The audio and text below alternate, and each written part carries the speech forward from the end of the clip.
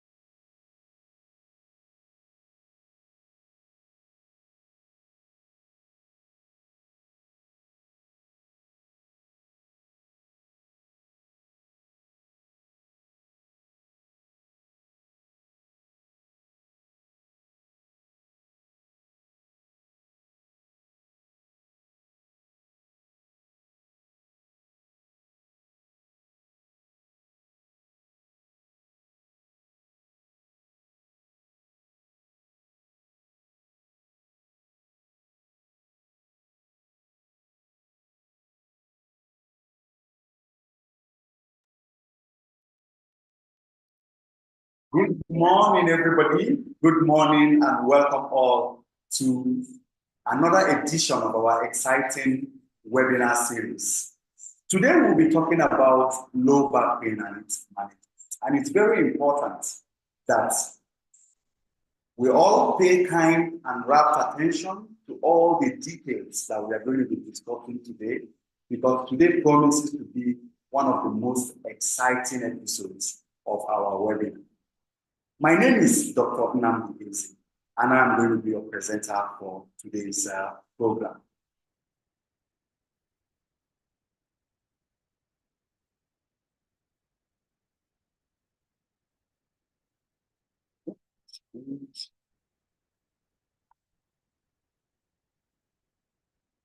So, back pain and sciatica, it's an interesting topic, and it is something that bothers so many people.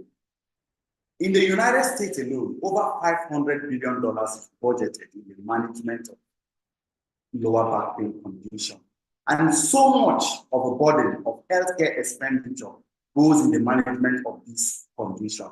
And it's important that we also know that at certain point in our lives, about 85% of us, not like the world population, will experience low back pain in one form or the other.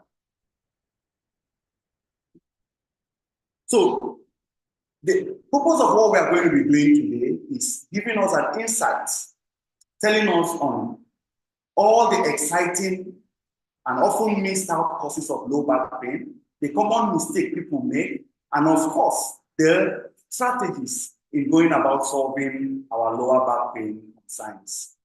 So we're going to be helping people recover naturally so that they avoid relying on pain medications, injections, or have to do a surgery and live their life to their terms. pay kind attention and go along with me in this journey.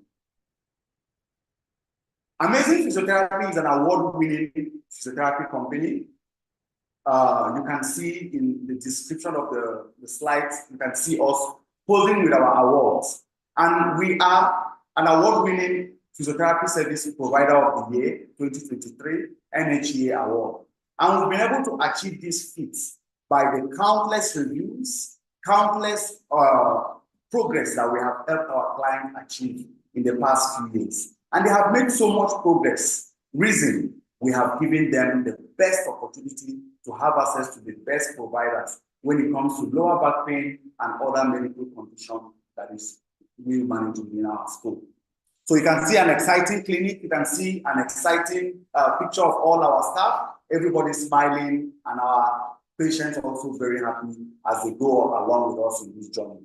So my journey into low back pain started far back when I graduated. I was playing soccer, and I experienced this sharp pain after running into the field after a few days. So I went to consult with the doctor who gave me pain medications. And of course, I took the pain medication and it felt better. I rested, so that you rest. I rested for a few days, went back, started playing football again. But after a while, after 2 weeks, the pain still came back. And I went back to the doctor. And the doctor said, maybe football is not your calling. Maybe you will stop playing football. But I didn't want to put up with that level of frustration because that is an activity that I do every day that makes me feel good. So it was very important for me at this point to note that I needed to look at low back pain in a different way. So being a physiotherapist myself, it was easy for me to want to look at things differently because a couple of exercises that I didn't prove to give me lots of improvements that I wanted. Then I left the more eclectic approach, which was looking at the broader sense of what it is that we do, to a more refined approach that will help me get back to playing my football as long as I wanted without the pain continuing and me not relying on pain medications, injections, or have to do a surgery. So, ladies and gentlemen, I learned different approaches. I learned different things that I needed to do. And I was not only just strengthening, stretching, and improving on my flexibility, but I went through different aspects of how to improve my ability to cope with the persistent back pain. And I learned a strategy, which it is that I'm going to be sharing with us today. When I started my practice, the first client that we saw was someone who presented with low back pain. So I was eager and wanting to give him the best of service because I had improved on my skill on wanting to do back pain. He started seeing great results. And one thing he told me was where he was coming from, the manner at which the treatment was being given was a lot different from what it is that I'm presenting to you. So a few days back, after the treatment, I wasn't even sure that my approach was going to work. I knew that I was a physiotherapist. I was doing it on myself, helping myself. I didn't know that I could easily transfer the information and the skill I had improved from my studies, research, and improvement to helping this man become a better client and improve as fast as he could. He told me that he now plays his tennis, he now plays his sports without the pain holding him back. That really changed the way we looked at low back pain. After our experience with that client, that really changed the way we see everybody who walks into our clinic with the complaint of low back pain. So with that approach, we were able to say when clients will get better. And we're also able to say if a client walks into our clinic within a couple of visits, we can also say this client will be better. Because there is nothing as frustrating as walking into a healthcare facility and not having a clear idea of what the problem is, where is causing the problem, and when you are going to get better. But the approach that we have been using in the past 5 years in managing people with chronic and acute and subacute low back pain proved that we could easily look at them, able to triage them into very difficult cases, which accounts to about, which is serious pathology about 1 to 5%, the specific low back pain cases, and the non-specific cases which we see more often. So the success I want for you today is a day where back pain and low back pain is not going to be the first thing you are going to be talking about when you wake up in the morning. And we are going to help you with understanding of what makes back pain worse and what you can do about it. That is what I want for you today.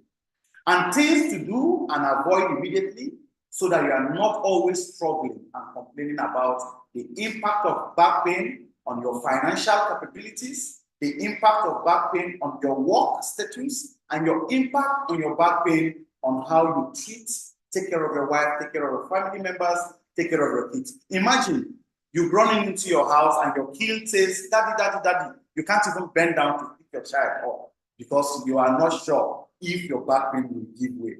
That's the most frustrating thing a father can have. Your baby might feel neglected. We don't want that for you. We don't want your wife to feel neglected. And that is why you need to listen and get the best out of what it is that we're going to be discussing today.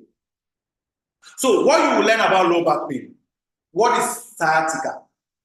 So sciatica is a form of low back pain that people often tend to misinterpret. Sciatica happens as a symptom when the sciatic nerve, which is the largest nerve in the body, is irritated.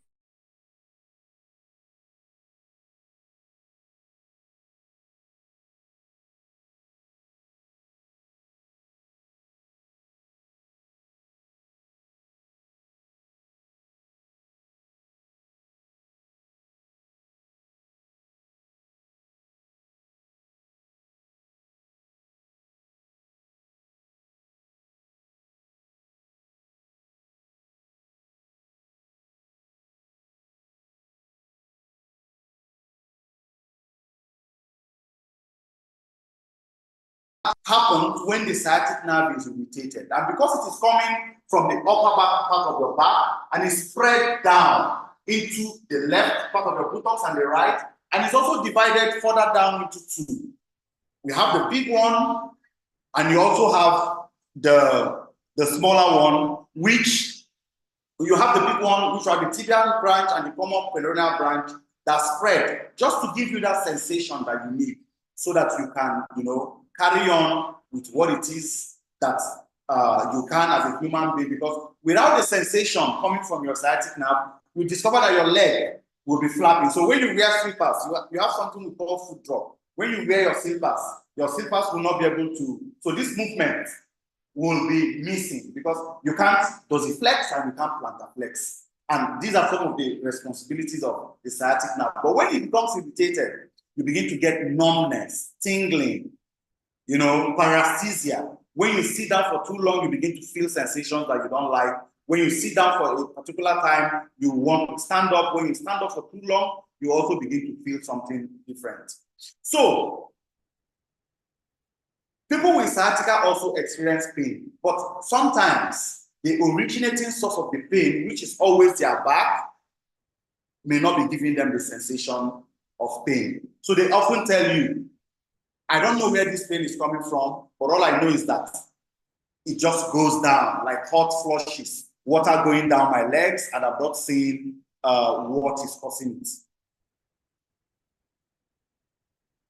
So low back pain and sciatica, they meet. A lot of people tend to associate low back pain as what it's not medical, like what is being thrown at them in some beliefs. And some people tend to, have a different view of what it looks. So I'm going to be telling you some of the myths and some of the risk factors of low back pain, so that when you have low back pain, or when you are exposing yourself to what could potentially cause you low back pain, then you are doing yourself a lot of harm. So number one risk, one of the greatest risks, is previous episode of low back pain. So what it then means is, just like the story I shared about myself, because when I started playing football, I experienced low back pain earlier on. When I even stopped after resting, immediately I went back to play after about a couple of weeks. the back pain came back. And it's also in line with what all our clients will always tell us. When they come in, we ask them, how long have you been suffering with this low back pain? They tend to tell us it first started 5 years ago. Then it got better 4 years ago. Then it got worse 3 years ago. Then I couldn't sit last year. Then I decided to come. So it is one of the greatest risk factors if you have had it before. And some of the areas that you could experience this low back pain will be in prolonged sitting, your activities of daily living, and so many things. So smoking, you know, they tell you that smokers are liable to die young, but I want to tell you that if you smoke, you are going to have low back pain. So it's not only the cardiothoracic or the cardio danger or hazard that comes with smoking, but also your spine. Because when you smoke, there will be a clogging of the major blood vessels that supplies the spine. So when that happens, remember, we all live and grow with blood supply in different areas of our body. Because anywhere that fails to have proper nerve supply or blood supply, you begin to lose it. It begins to become dysfunctional. It begins to malfunction. So when the blood supply in a particular segment of your body is interrupted because of your smoking habit, then back pain comes. So smokers, not because you are only sitting. If you are sitting for too long and you are smoking, then you are at risk of having low back pain. Obesity. Even though we've seen a lot of people who are not on the big side still experiencing low back pain, but when you're on the big side, it gets compounded. The reason is there is so much pressure already built on the musculature from excessive fats that you have. So if you're on the big side, the first thing we always want to advise you is to lose weight. I'll tell you a story about a woman who came into our clinic several years back. And we have tried even this new approach that we use in managing clients that have gotten lots of people into great shape, great body wellness, lots of happiness, and changed so many people's lives. But when she came in, we struggled with getting her better. And one of the things we found out was, even though we were doing everything that we were doing, we forgot to tell her that she needed to lose weight. So everything we did was just going back to as if nothing was done. Then we got the services of a dietitian who sat down, had a consultation with her. The problem now was, it's not that she eats too much, but she didn't know how to structure how she will eat. So she could tell you that she has not eaten today, but when she will eat by 10 p.m. in the night, and maybe eat morning, afternoon, and evening food all together. So that was a big concern for us and for her as a person, because apart from just low back pain, obesity is also a risk factor to a lot of non-communicable diseases like type 2 diabetes, coronary heart disease, hypertension, and even the potential for you to have stroke.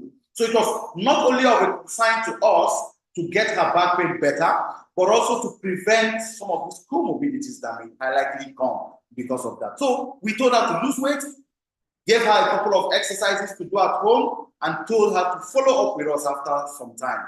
So in her next follow-up, she had lost considerable amount of weight. I didn't know some people are that disciplined. I saw discipline in dieting from that woman because she wanted to get her life back.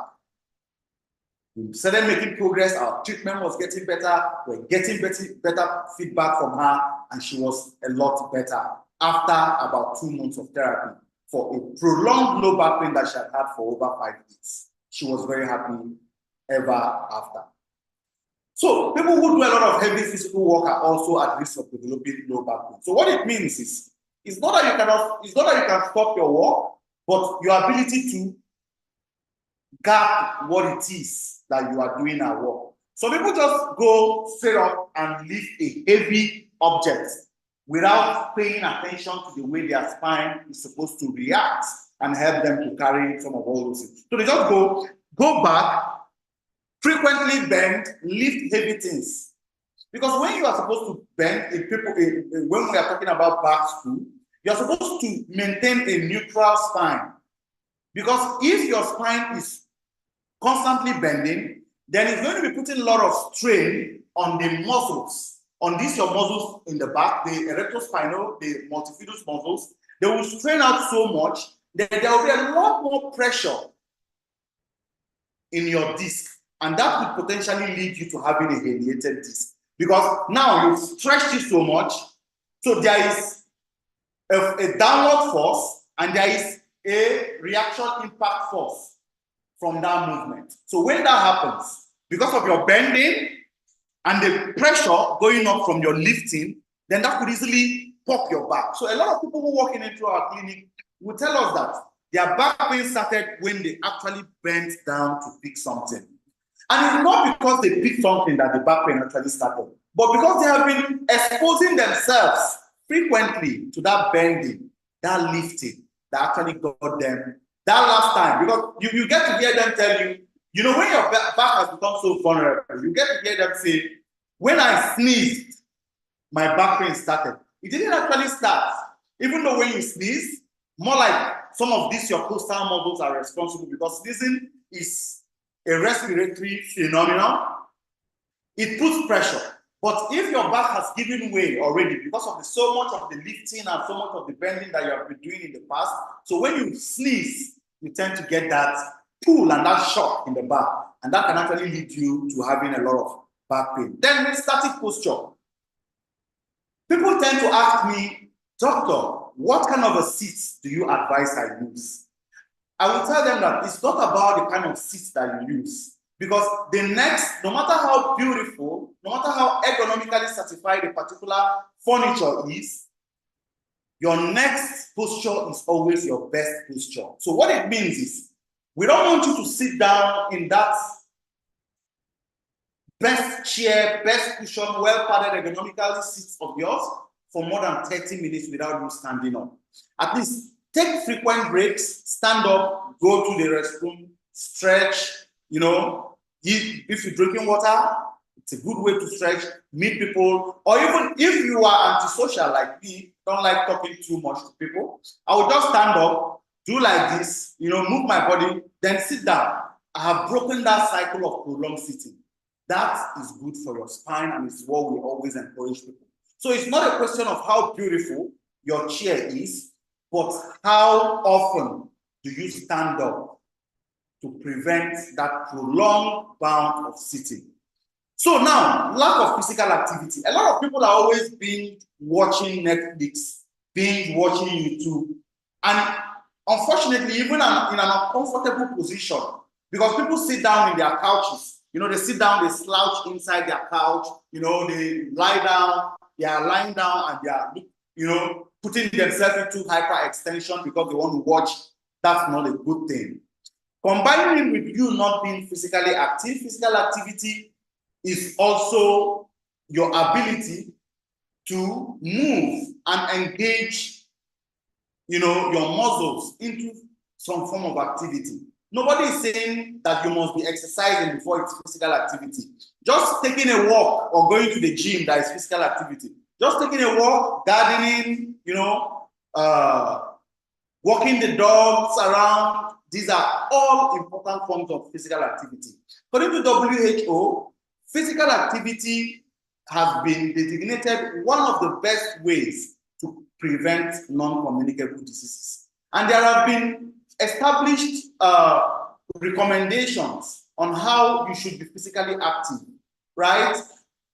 People have said it that if you are able to engage in moderate intensity physical activity exercise for about 30 minutes every day, 3 times in a week, that was about for 5 days in a week, you have the chances of reducing your possibility of having type 2 diabetes. Not only for non-communicable diseases, but also low back pain. So these are some of the risks that you will experience, that when you have or when you expose yourself to, then that's a potential for you to experience low back pain. So when people ask, what caused my low back pain? We always want to run through this risk and tell them, choose the one that you feel is applicable to you. A lot of times people pick more than 3 of them and say, you see, let's see how we can identify this risk, identify how we can give you better coping better gapping strategies so that you can have a better way to manage some of your risk and predisposing factors. So when should you see a doctor? There are lots of specialties when it comes to the management of low back pain. We have the neurosurgeon, and we have the doctors of physical therapy, we have the chiropractors, we have the osteopaths, we have even the massage therapy. Because a lot of people tend to ask me, when should they go for massages? But I'll tell you one thing. The typical arrangement when a particular patient walks into our facilities, we triage them into three. We have the non-specific low back pain, which is about 95% of the cases of low back, 90 to 95% of cases of low back pain you see. Not that they are non-specific does not mean that nothing caused them, but these are attributable to daily activities like prolonged sitting, activities that maybe you can link to any possible disease, like let's say cancer, for example, or you had an accident, or you had a surgery. You can link it, so we refer to them as non-specific low back pain. Now, the second group of people, which is about 1 to 2% of the cases, these are people that have systemic causes. So you could have people who have cancer, they are rare. You could have people who have kidney stones, you have people who have osteoporosis, you have people who have fracture. So all these things are the specific causes. Then you now have low back pain specific, those are systemic causes. You now have low back pain specific causes that have some neurological impacts on the person. Like the person tells you he has tingling sensation going down his legs, he has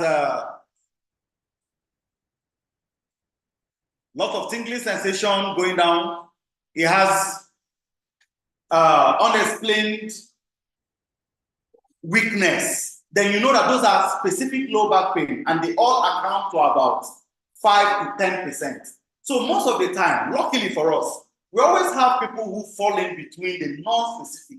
So 95% of the people we see are usually people who present with non-specific low back pain. So when do we now refer to a doctor or another specialist? If you have progressive weakness. So we now triage you and put you into the 5 to 10% low back pain with progressive weakness and sensation. If you have loss of bowel function. So I used to have a woman who walked into our clinic. This woman, unfortunately, had Cauda-equina syndrome. And we looked at her, and she was telling me that she was referred for physio, but she noticed that her bowel activity were really being impacted. And I said, no, this is a specific cause of low back pain. I assessed her, then I referred her to a neurosurgeon. And we discovered that if we hadn't taken that decision within that period that we did, she will have come down with serious permanent damage of the urinary and the bladder system.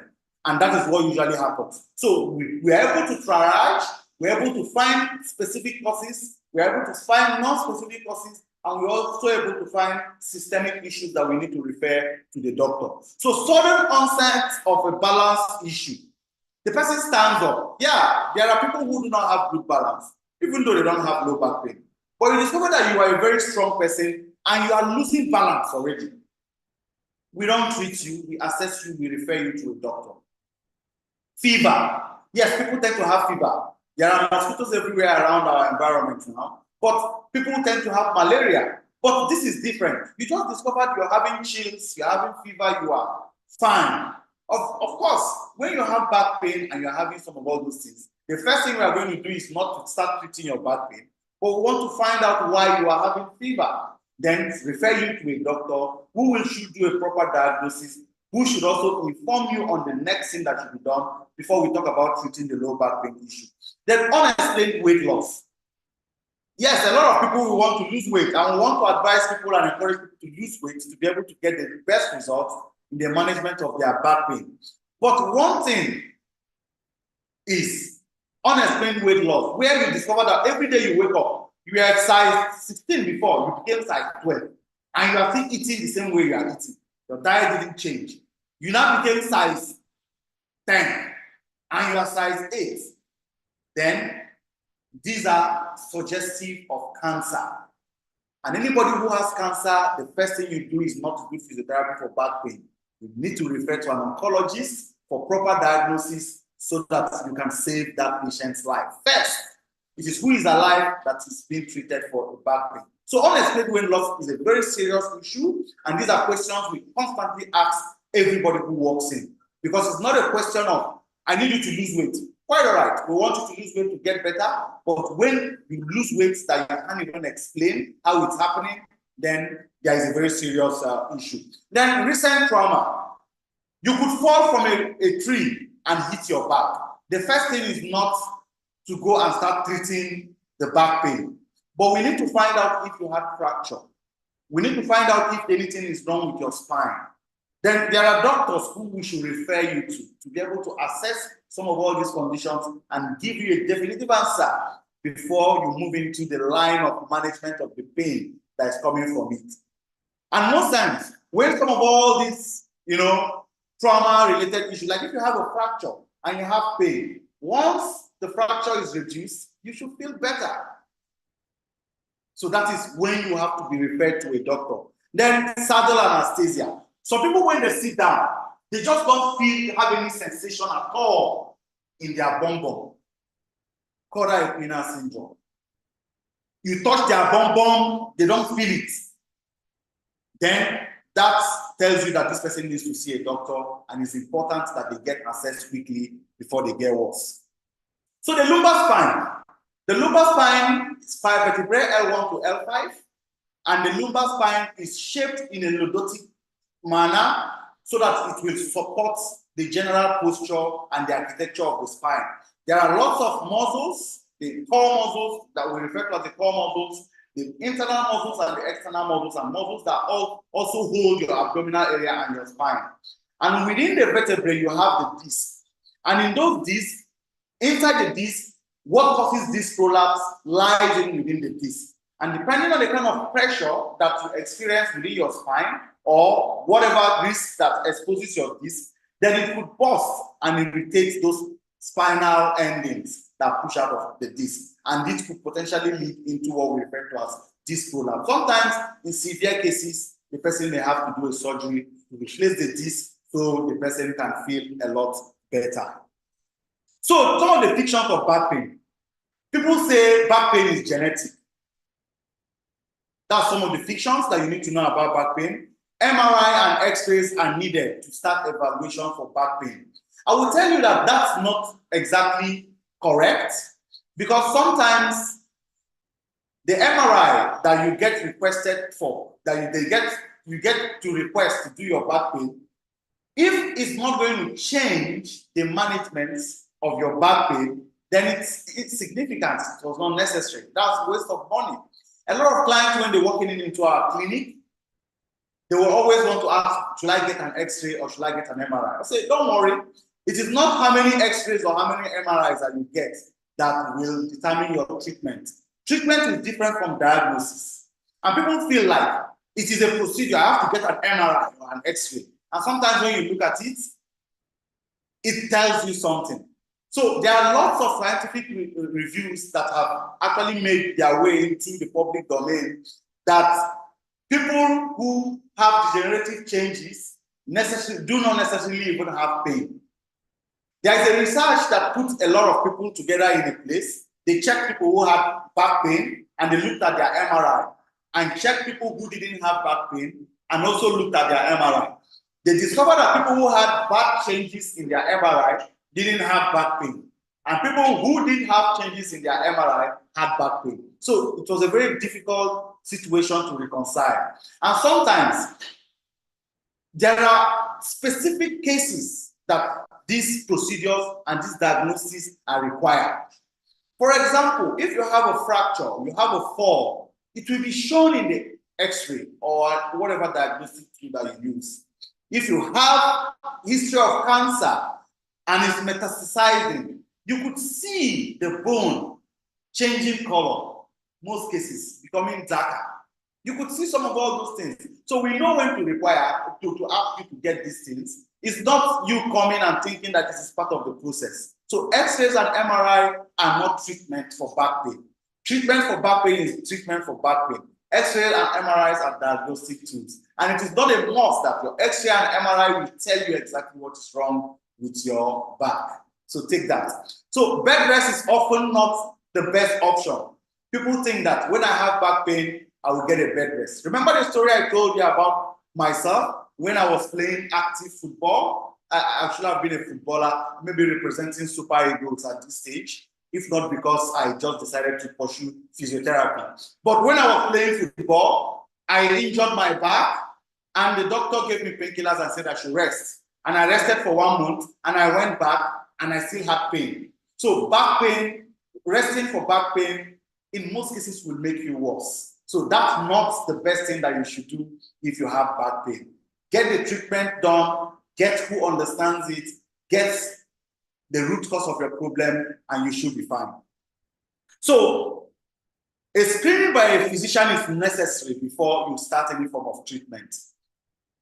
Because of the direct access and because of how physical therapists and lots of rehabilitation professionals and physios, especially back pain specialists within our clinic, have improved in the management of back pain. People who have back pain who come to see us save themselves time, they save themselves productive time, they save themselves money. Let me give you a typical example. You have back pain and you know that your physiotherapist is an expert in the management of that back pain. And you know that your orthopedic surgeon or your neurosurgeon is also an expert in the management of that back pain. The first person you go to is you go to the hospital. And maybe the first thing you get to see is a general doctor who will make prescription for medications, ask you to get an X-ray, ask you to get an MRI. Then you take them, and I'm very sure you are not going to get better. You'll come back maybe after 1 month. Then you say, oh, this your back pain is getting worse. It is either he refills your medication or he refers you to another specialist. Then you go see the neurosurgeon or the orthopedic surgeon who also makes his recommendation. Maybe this time decides to give you an injection. Feel better after a while, the pain continues. Then he says, okay, we need to see a neurosurgeon. You go to see a neurosurgeon and neurosurgeon says, okay, this your back pain is very bad. From the result of your MRI, you have L4, L5, multiple layer disc prolapse, and the only solution to your problem is surgery. Then you go and do a surgery. Now, look at the chains of the management this particular client went through. The time wasted in between. Now, compare it with an expert physiotherapist. Maybe in amazing physiotherapy, you walk in directly on that first day. He assesses you, identifies your risk factors, identifies what challenges that you're having, goes straight to the management and requests for X-ray or MRI if it is necessary. Check how much you have spent on this side, the loss of productive time, and we've also come to realize that a lot of people who do back surgeries would have been prevented if they had access to proper physical therapy assessment and treatment. So that would have saved you a lot of money. So it is one fiction that we want to debunk, and it's one myth we don't want to continue to carry along. You can actually see a physical therapist in amazing physiotherapy or anywhere first to have an understanding of what your back pain is. If we can't manage you, we have all the contacts of physicians that are experts that are in partnership with us that we can send you to. And that removes any unnecessary waiting time, and that removes any unnecessary doubt, because this physician knows that if this person is coming from this so physical therapist who is a back pain specialist in orthopedic and spine physical therapy, then I know that this pain actually needs some other levels of consideration. So that is something I want you to take note to. So this is what I want to do for you. Each day, you will feel that your back pain is going to be improving. Your back pain is going to be feeling better. Yeah? Then you will stop exercising. You will not have to stop exercising because your pain is getting worse. So these are some of the things you are going to be improving, and as the time goes on, we'll show you a couple of exercises that you should do to help you improve and also let you know what is causing your back pain. So when people walk into our clinic, the first thing we always want to know is their pain reproducible? So if your pain, numbness, and tingling is reproducible, then it is reducible. The reason is, when people walk into our clinic, the first thing we want to do is we want to put them into some provocative movements. These are movements that can recreate their symptoms. Because if they are able to recreate their symptoms, then we know that this thing, when you remove this, then this person is going to improve.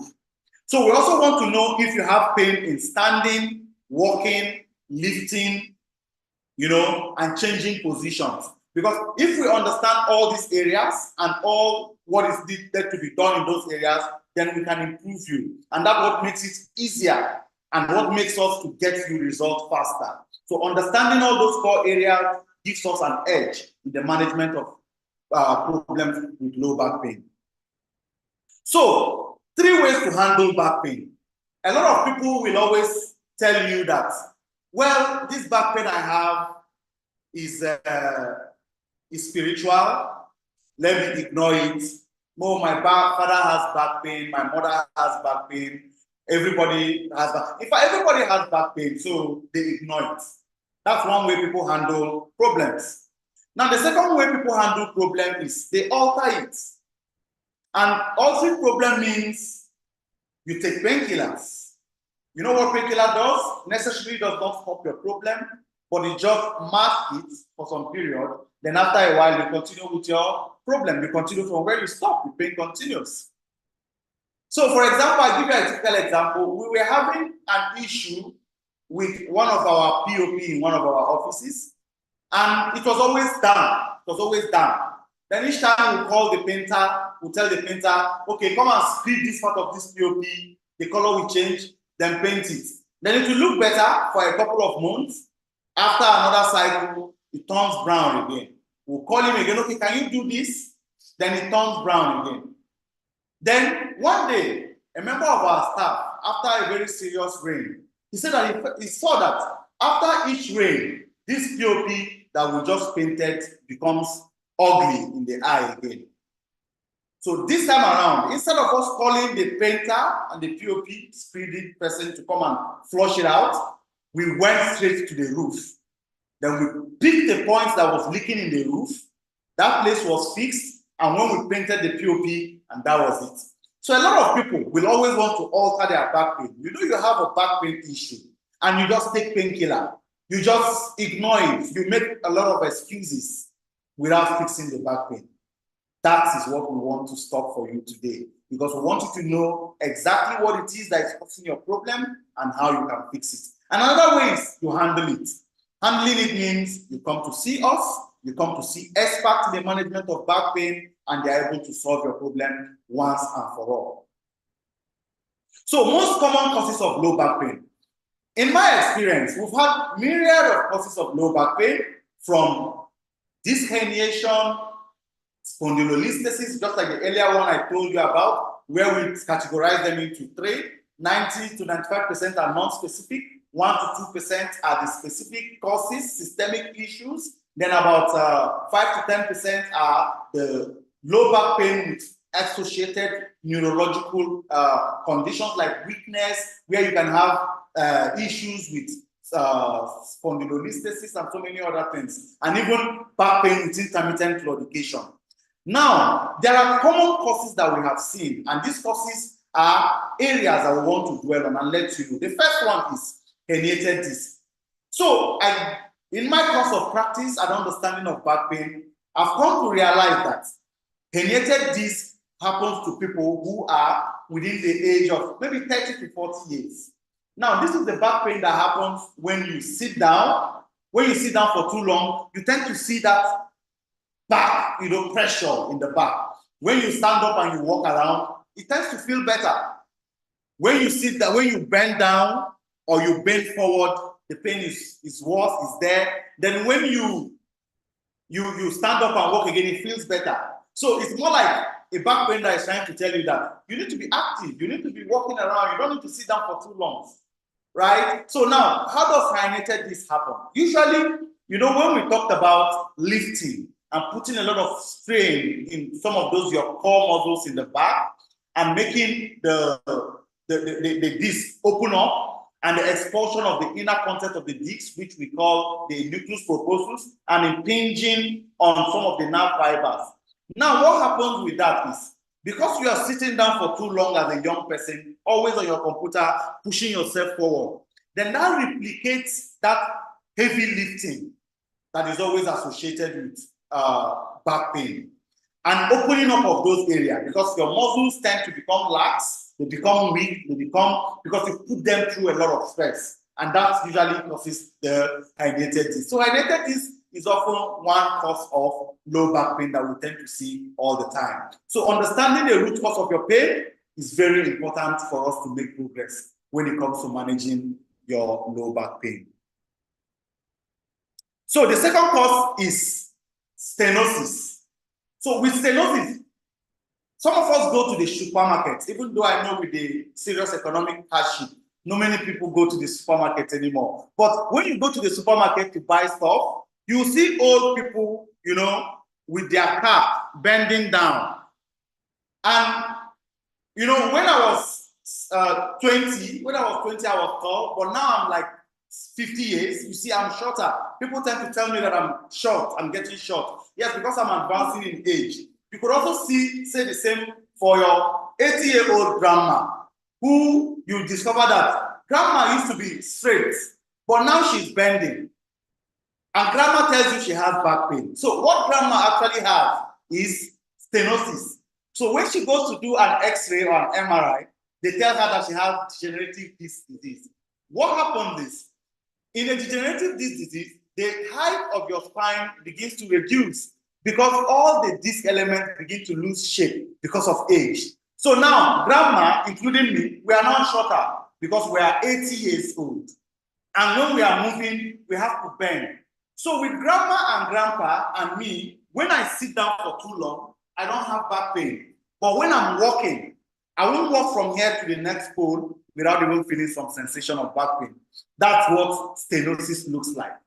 Then the other cause of back pain that I would like you to know is SIJ and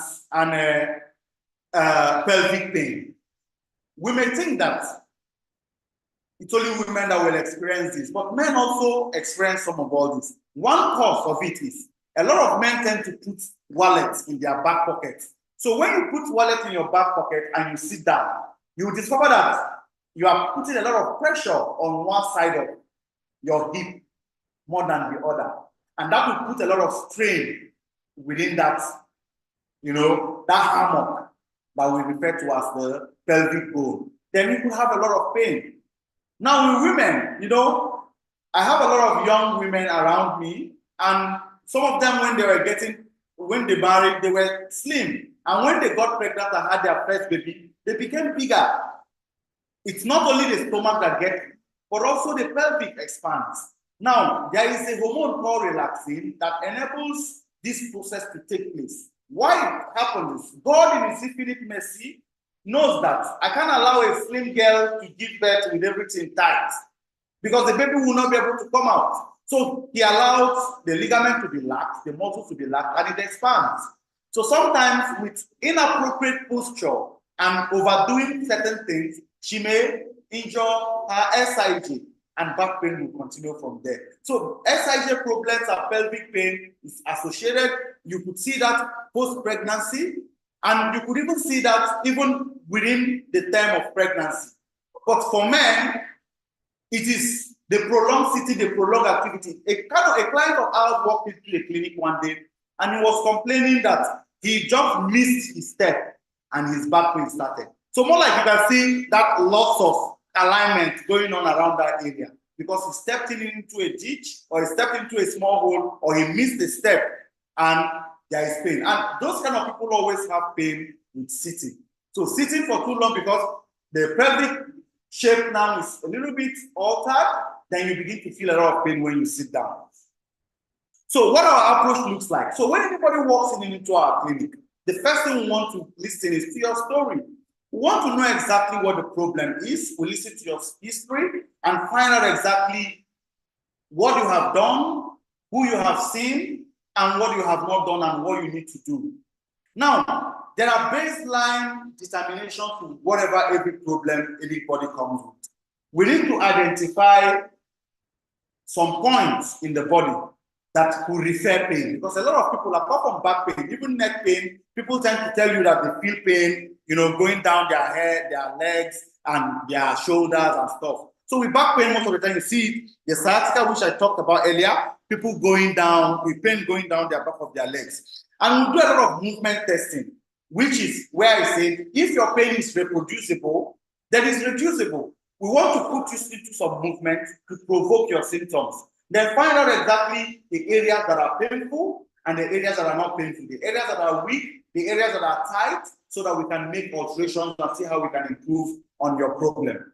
Then we'll find out what makes it worse and what makes it better, the aggravating factors, and we want to find the impact of pain. Psychologically, what's the impact of the pain? Emotionally, spiritually, we want to find out the impact of the pain and how it's also affecting your financial situation. Because a lot of times, when you have this pain, you are not as productive as you want to be. Then there are lots of, that we go in a little bit to determine what your red flags are. So let's know if it is a cauda-equina problem. Let's know if it is a cancer-related issue. Let's know if it is a specific low back pain that we need to refer to another provider. Then we educate you on peripheralization and centralization. The reason why this is important is people tend to feel a lot more frustration when their back pain leaves the origin, which is in the back, to different areas of their body. They tend to feel a lot of pain, a lot of frustration. They could tell you that, imagine you begin to just feel like fan is blowing you, like somebody is blowing you breeze in your leg, and you turn and nobody. The weather is hot, you feel like you are sweating inside. The weather is cold, you feel like you are sweating inside. The weather is hot, you feel like you are sweating inside your leg. You stand up. It can be very frustrating and annoying. We'll provide you with that education. And we also want to let you know that the essence of what we are going to be doing is to move that sensation that you're having on your legs back to the back, because it is from the back that we can eradicate it once and for all. So these are some of the things that you go through, we put you through and encourage you so that we can have a better way on management of your problem. So some of the nuggets, there are 3 different programs that we use, and we want to address exactly the areas that will really impact on having an improvement in your back pain. So I'll be needing my model so that we can have a little bit of a description of what our approach will be. And now, in our treatment, we want to encourage that you stick to some of the programs that we are going to be giving you, because based on recommendations and that we've seen in the past, people who are able to stick to whatever it is that we are doing tend to improve better than people who just come into the clinic, get a free treatment, go home, and case closed. So these are some of the recommendations that we would love to do and to improve. Then have a detailed assessment and teach you the programs that are necessary to help you improve. Now, so people will come down with tilting to one side, right? And so when they come down with tilting to one side, there tends to put a lot of pressure. The side that they are stretching to will be stretched, and the side that they are bending to will be weaker. We need to organize that shift and see that there is an improvement and alignment in the spine, because people just walk in and they are moving to one side. Then I also show you different stabilization techniques and exercises to improve the strength of your core and also improve the strength of the abdominal muscles and also improve the strength of your back. Then a few of the manipulations to open up the areas in the back so that the nerves will be free to breathe, so that you don't have lots of sensations going down the back of your legs. So our approach, just like I said, is geared towards self-management. So we want you to be armed with all the necessary knowledge to be able to help yourself at home. So we don't want you to continue to rely on us. We want to just give you the go-ahead, give you the different things you need to know. Then at the end of the day, you are the one managing yourself 100%. So self-management is key. So greater than 50% chances of recurrence if you've already had this back pain. Then you need to recognize how your back pain is coming back so that you know what it is that you need to avoid at that point. This is what you also need to learn. Then you also need to learn that you don't need to sit for greater than 30 minutes every day on any particular area so that the back pain doesn't come back.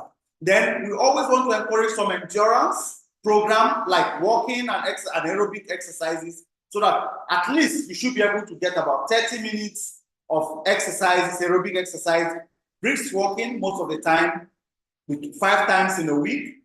Then maybe twice in a week, you have some strengthening program. Then if you can have some flexibility exercises where you can stretch from time to time, that will really be very helpful. Now,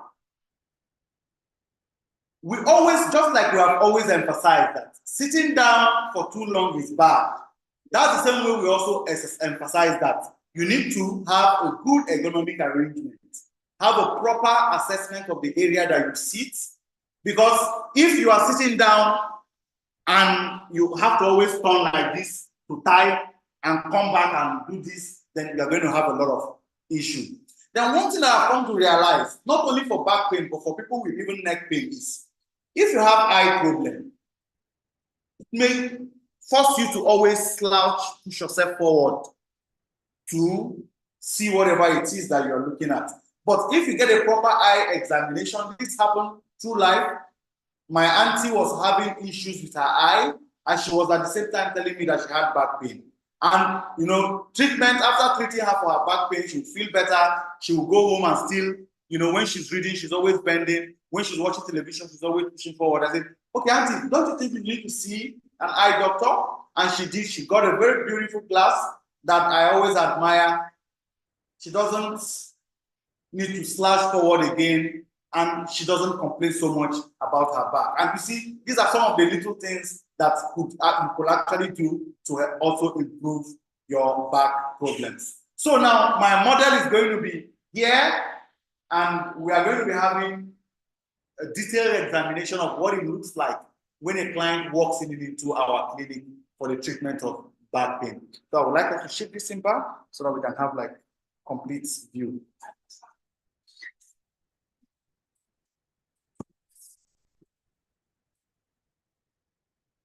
So we need to have a complete view.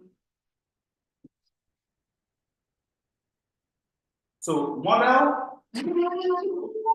So you don't have back pain. So but you are going to have back pain today, right? As a model. Now what we are going to be doing is I will want you to bend down and try and touch your toes. Bend down all the way and try and touch your toes. Good. So bring yourself back up. Very good. I hope this can be seen at this very moment. Good. So now hold your hand on your waist. Then push yourself backwards. Good. Then bring yourself back. Now, do you feel any pain while doing that? No pain. Good. So let's go move yourself to the side. Good. Then you bring yourself back. Move yourself to the other side. Then you bring yourself back. Now, in an approach whereby, because we want to establish the core areas that are giving her these signs of pain or discomfort. So if she pushes herself back, and moreover, because she's young, I have an idea of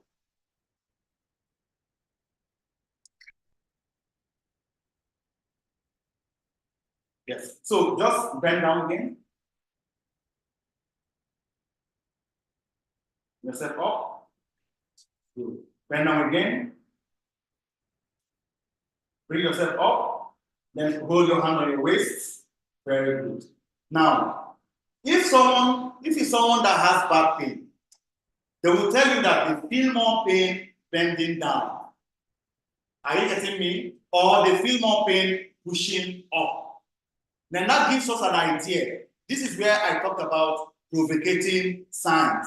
So if the person has more pain bending down, bending to touch the toe, then that means the person will have some level of improvement pushing back. And now the approach, one of the approaches that we are going to emphasize on is we'll try and do some repetitive movements in areas that give them relief. And over time, with those movements, they tend to feel better. So I will tell you something that you have been doing without knowing. Sometimes the young people, when they sit down for too long and they feel this discomfort in the back, they stand up and they're like, this is how they stretch. And when they do this, sometimes you tend to feel better. It is one of the approaches. But you need to know that this is how it works so that over time, you can always do that if you have pain. Same way, if you have pain on one side, and if going to this side makes you feel better, then we want to encourage that. So repetitive movement within that area is what the McKenzie approach really refers to. You repeat the movement that are comfortable, then the person tends to feel better over time. Now, the next thing I want to do is to assess the muscle strength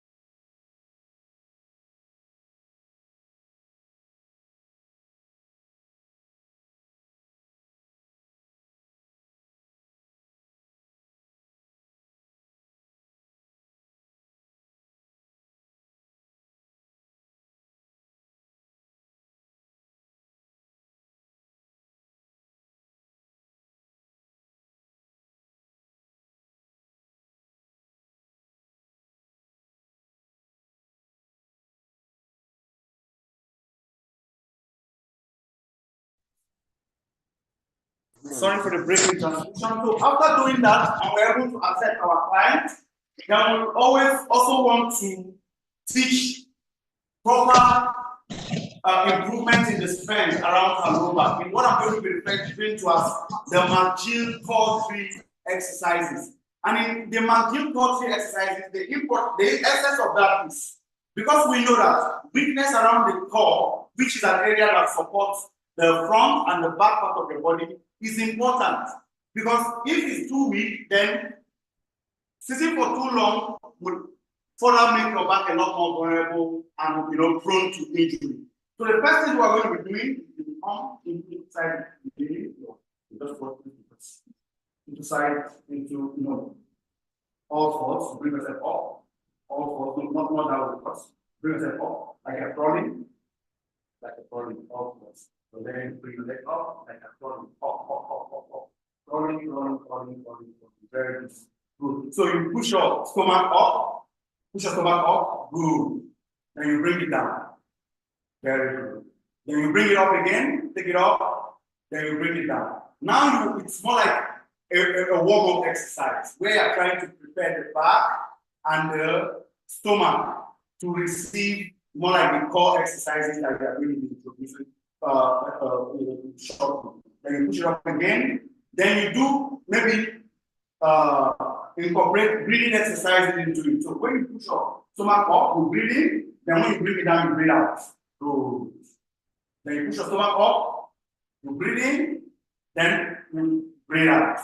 Very good. That's the first part of the McGill core 3 exercise. Then the second part, you lie down to the side, facing. So we're going to be doing side plank. And in performing this side plank, we want to build more like those side abdominal muscles and back muscles, right? So the rectus abdominis muscles, external oblique muscles, those are the muscles we want to pay attention to. So you're going to bring yourself up, like into top, into side line, then you bring your leg up a bit, good, then you bring yourself up now, bring yourself up, all the way, bring yourself up. Then your hand down, then you bring yourself up this way, very good. Then you hold for about 10 seconds. 1, 2, let's say 5, 3, 4, 5. You bring yourself down. Very good. Then you bring it up again. Then you hold 1, 2, 3, 4, 5. You're done. So let's turn to the other side so that you can face the camera. Then you repeat. Then you do this. Very good. 1, 2, 3, 4, 5. The essence of this is because we want to build strength around the abdominal and the back muscle, more like the belt. So we are focusing on the side, the front, and also the back. So I'll show you all of them in a bit. So if you want to perform these exercises, this is a good way to start. Then afterwards, you can push your legs straight. Then you move yourself up again. Then you bring yourself down. Then you bring it up again. Let's go. Do them 3 times. 10 3 sets, 10 hold for 10 seconds each. Then let's turn this up. Light this up. Now the next thing we're going to be doing is the abdominal core stability exercise. So now in the abdominal core stability exercise, you could drop one leg down, then you hold. Now you want to bring yourself up. Good. Then you hold your stomach for about 10 seconds. 1, 2, 3, 4, 5. Then you bring yourself down. Then you bring yourself up again. Let's go. 1, 2, 3, 4, 5. Bring yourself down. Let's go. Bring yourself up again. 1, 2, 3, 4, 5. So that's a good way to work on your abdominal muscles. Now the last thing that we want to do is now we want to target the back directly. So I want you to come into all fours again. The way you did earlier. You go to all fours. Very good. Now you bring your leg up. Very good. Then you bring your hand up. Good. So trying to maintain this level of spinal stability might be a little bit difficult for a lot of people for a start. But we encourage that if it's difficult for you to maintain this, then you can bring your hand down. Right? But if it's easy for you to maintain this, The first thing you can do is when you bring it back, I want you to use this hand and touch your knee when you bring it back. Let's go. Bring your inside. Good. Then you pick it up again. Let's go. 1. Then bring it back. Same way. Repeat 1. Let's go. Continue. Then you repeat 2. Good. Then you repeat 3. Then you repeat 4. Then you repeat 5. So let's target the other side. Do the same thing for the other side. So let's go. Good. 1. Beautiful. Let's go. 2. Let's go. 3. Let's go. 4. Let's go. 5. Beautiful. So now the exercise of the Magil is an astute professor of low back pain in Canada, and he has brought out this core 3 exercise as a way of strengthening and, more like a bulletproof tool, the spinal stabilizers. And the spinal stabilizers is not just in the back, also in the stomach. And this time around, you are having a bout of exercise that targets the external oblique, the intercostal muscles, the abdominal muscles, and also the big, tiny multifidus and erector muscles in the spine. When you are able to do that, in addition to some other endurance and aerobic exercises which will encourage you to do, you will be fine. Remember, the idea is self-management to improve our patient is what we consider now. Self-management to improve our patient is what we stand for. And the essence of everything that we do is to empower our patients with the right skills, with the right knowledge, so that they will be able to solve their problem once and for all. So, ladies and gentlemen, at this juncture, I would like to attend to some of our questions. But before we do that, I will briefly talk about the next thing that you can do. And the next thing you can do is what next to do. In the slide displayed, you could see that we have a website, and in our website, there is an opportunity for you to access us across the country. We are located in Lagos, Abuja, and Port Harcourt. We have about 11 branches, both offering inpatient and outpatient rehabilitation. And one of the things that we are so vast in is in the management of low back pain. So people who want extended stay, they are looking for a facility where they can bring their parents who could stay for 2 weeks, 3 weeks, 1 month, receiving intensive rehabilitation programs. It's part of the things that we also offer. Rehabilitation treatment facilities are in Abuja and Lagos, but our outpatient facilities are in Lagos, Abuja, and Port Harcourt. In Lagos, very interestingly, we are located in the mainland and in the island. And in Abuja, you can access us in Ulusetu, Garkitu, Gwarimpa, Jabi. In Port Harcourt, you can access us New GRA, D-Line, Old GRA. Those areas are easily accessible, and you can get to see us anytime you need our service. So the next thing you can do is you can go to our website, then you can ring the number, the first number you see on our website, ring that number, and definitely someone will pick. And when we pick, the first thing we do is to listen to your story, find out if we are the right fit for you, then make arrangements for you to see our specialists. People who handle cases in our clinic are always specialists, and our specialists are vast in the management of low back pain, knee pain, neck pain, shoulder pain, and return.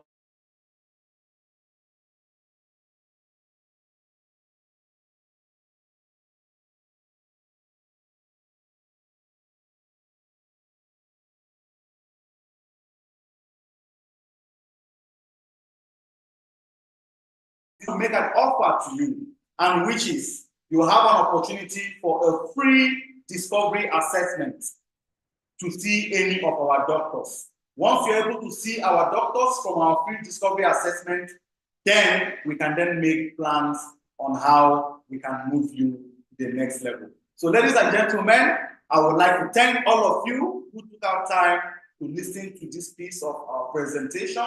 Then we will be expecting you as we make your next decision to guarantee your best health and safety. So thank you very much, my humble self, Dr. Nnamdi Eze, and I'll be waiting to hear from you all soon. So we are open now for questions and answers. So whatever questions it is you have, you can throw up to us so that we can do justice to that.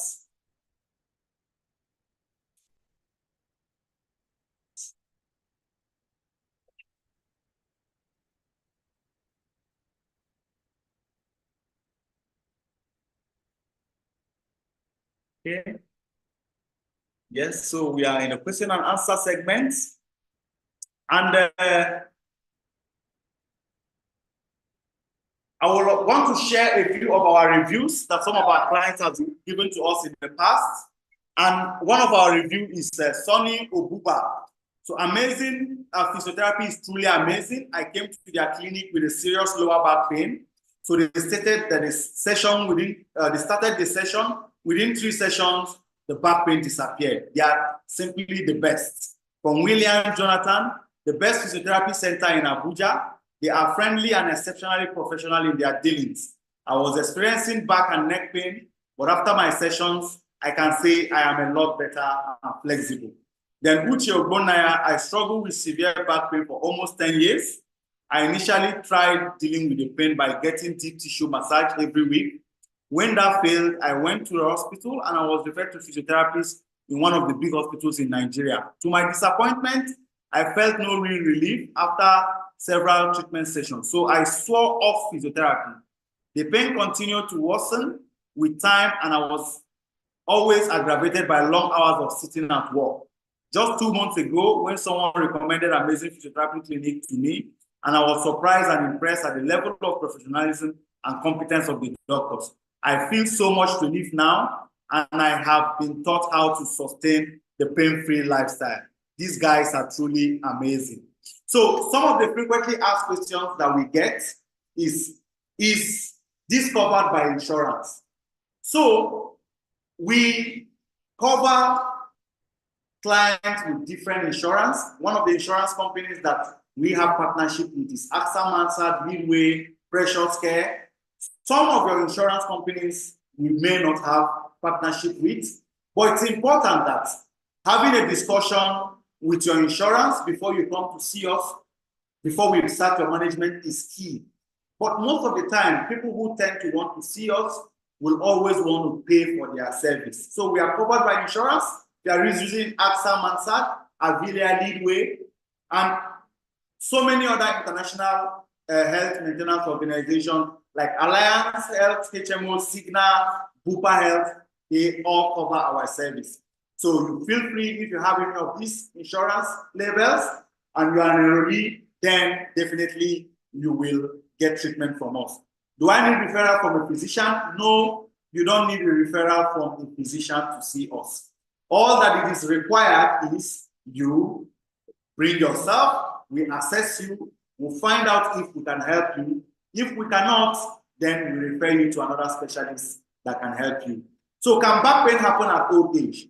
Just like I said, part of the causes of back pain is degenerative disc disease, whereby you find out that the person sits down, he doesn't feel pain, but when he wants to walk a certain distance, the pain increases. Now, that is degenerative disc disease. So at old age, you tend to get a lot of people who experience this problem. So how can you help with arthritis?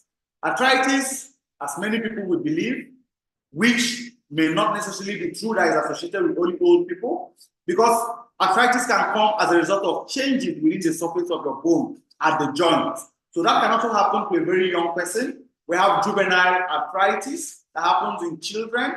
We also have people who have like genetic problems with arthritis, people who have maybe some bone-related issues, you know, that can lead to arthritis at a very young age. Now, what we do is we try to maintain the movement around the joint, make it more pliable, make it smooth, make it more flexible, because what usually is an issue with arthritis is stiffness. Once you're able to break that stiffness, then the person tends to feel a lot better. You break the stiffness, improve the flexibility, then add a little bit of strength to that area, and the person will not complain again. So do I need surgery? It depends. Most times, just like I said, we triage, we find out the ones that we can handle easily, the ones we can refer, and the ones that are of serious health consequences. Sometimes you may have tried everything and the surgery may be the last resort. But usually, surgeries are not recommended to be the first resort. You should have tried other conservative treatment, tried other essential approaches, speak to your doctors, then come to a conclusion that I have tried everything. then you do a surgery. But before you try everything, make sure you have tried amazing physiotherapy. Because one thing I've come to realize is a lot of people who are scheduled for surgery, when they come, they tell us they've tried everything and their flight for their surgery is in 3 months' time, and amazing physiotherapy becomes the last bus stop for them. This is true life story. A friend of ours, a client who was receiving physio, he was scheduled to go to India for a back surgery. He actually went to India for a back surgery, but they told him that he was too young and there was no point doing surgery at this age. That he could come back, if the pain continues in 5 years' time, he would have a surgery. He said he insists that he wants to have that surgery done.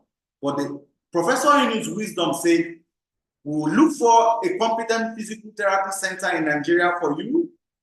And they found us. They saw our approach. They saw that it was a more intense, an approach that allows you to get back to living a life you love. He came to us. Within 3 months, we solved this problem. Now he has lived 10 years. He has lived 5 years from the time he came to us without single pain. When I spoke to him, he said he never believed that people can recover from back pain. And that is someone who was scheduled for surgery. So you do not need a surgery if it is not absolutely necessary. If it is not a medical emergency, you need to try conservative treatment and other treatments that can give you the best results. So more questions? In the absence of any question, then we can then call it a day.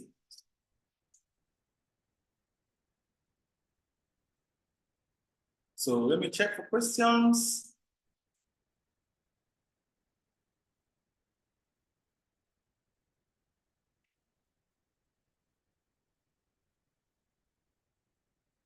Slide.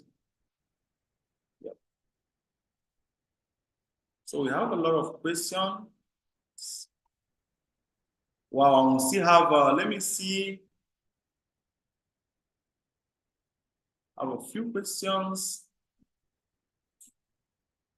So bid, who got questions? Please, we can start sending out. Thank you for everyone who stayed with us throughout this webinar. We appreciate your, please, we are here and waiting for all your questions. So I have an issue with lumbar degeneration on my left lower back. Is it related to the pain I'm feeling along the spine and then my front hip, abdomen, and transmitting down my left leg? Yes, absolutely. Just like we described earlier, that sometimes pain will start in the spine and will be referring down to the leg. And when I was demonstrating with my subject, whenever we are managing typical low back pain, we always want to assess to be sure that the pain is not coming from your hips. Because usually, most times, you can get this inter-regional dependence and connectiveness within different areas of your body. So if that is your case, then physical therapy is definitely the best shot for you to get your problem solved. So the pain you are feeling in your back is also the reason why you are getting that sensation. And usually it's not the best sign. That's not a very good idea. That's not a very good sign that you should be having at this point, because that's also showing signs of worsening. So the best thing is take your time, because you've stayed to the end of this webinar. You have access to a free assessment so that you can find out exactly what the problem is and how we can solve your problem. So I was very active in some strenuous exercises before, and I used to be putting wallets in my, so I don't know the cause. So that wallet in the back might have a little bit of, for lack of better word, changed the structure, or more like the alignment around the pelvis. This could be a potential cause for piriformis syndrome, where a muscle around that area becomes too tight and is hitting hard on the nerves. And that can actually cause you a lot of sciatica and painful irritations down the back of your legs. Yes, so you need to stop putting your wallet in your bag, in the back pocket, and maybe just look for a way to hold it in your. There's this thing that a lot of young boys and men do, is that they hold it in their hand, or they have like a cross bag. It really feels good when you see people use that particular bag.